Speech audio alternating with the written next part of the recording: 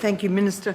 And how terrific it is to have a woman head up the women portfolio. Now, my definition of a woman is an adult human female. Can you confirm that? Mrs. MacArthur, I feel that we are in the twilight zone of going back to last year when you asked a similar question. I will remind you that I ruled that question out of order. If you would like to cite a budget paper reference and ask a question... The whole presentation is about women, so we need to be very clear Mrs. MacArthur, on what the Minister deems to be her responsibility regarding women. Mrs. MacArthur, I have previously ruled that question. This is not a protection racket, Mrs. MacArthur, and you will respect my ruling as you did last year when I ruled that question out of order. If you have a question that relates to this public inquiry, then I suggest that you ask it. Well, I do, and it's very pertinent to the definition of women. So I'll go to Budget Paper 3, page 36, and it refers to the Women's Honour Roll, and the Minister's just waxed lyrical about that, 22 women. How many of those women were biological women, Minister? Oh, my God. Mrs. MacArthur.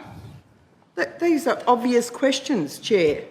Mrs. MacArthur. We're in the portfolio of women, and the Minister has talked about women thriving in leadership. That's what you said in your presentation. So if women are to thrive in leadership situations, why do you encourage biological men to nominate for an honour in the Victorian Honour Roll for women, or should it be called the People's Honour Roll of People? I've got to say, Chair, when we get caught up in debating who is and who isn't a woman, we lose focus around, I guess, gender equality for all women. And as the Minister for Women, I include trans women in that definition because I don't think it is my role to discriminate against those that identify in that way.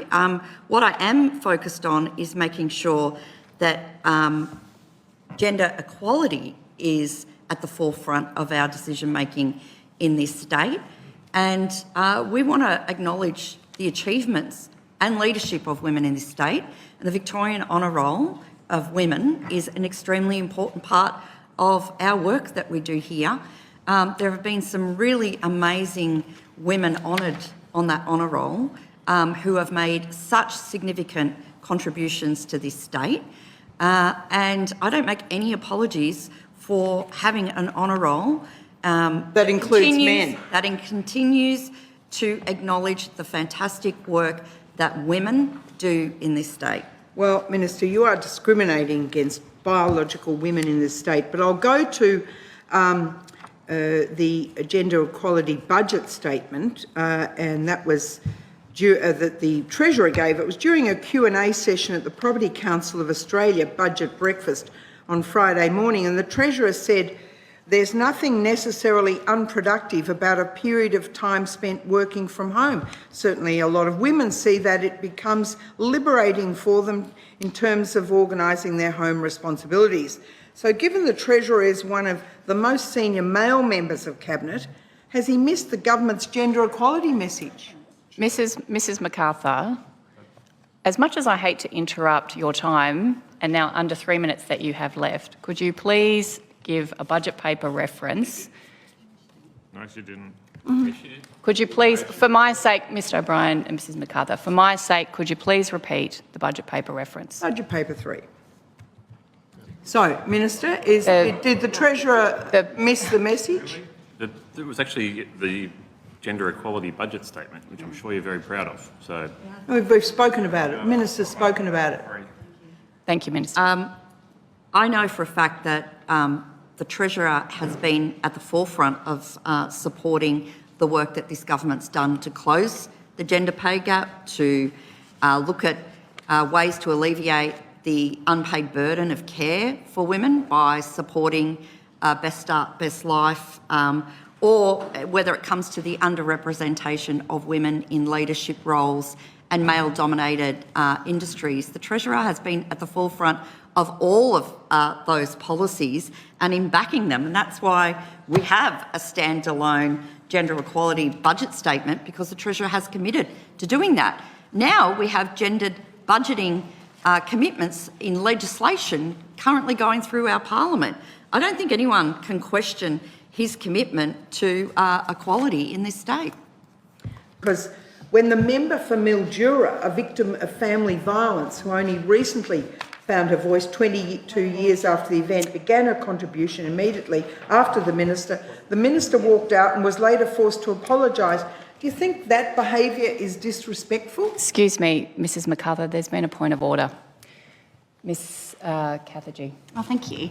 I believe that Ms MacArthur started asking about the gender responsive budgeting, which I believe that Minister Hutchins is responsible for. You weren't listening. Gender equality statement. Okay. All right. So the gender responsive budgeting discussion in the chamber is not relevant to this portfolio then. If you're asking about the gender equality statement, I welcome Ms Hutchins' response to the gender equality statement in the budget papers. I'm just asking about disrespectful behaviour Mrs. towards women by her colleagues. Mrs MacArthur, whilst I appreciate you may like an answer to that, I remind you that this is budget estimates hearing. If you would like to ask the Minister a question in relation to the inquiry that is currently at hand, or perhaps rephrase your question, we can move forward. Thank you, Chair. Well, the issue is about double speak. Because if you promote the ideas of respect towards women, then you have to practice what you preach.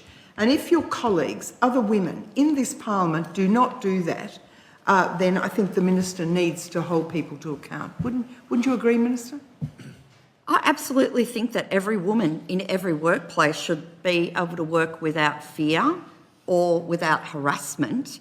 The situation that you're describing right now is not relevant to the budget process that we're talking about.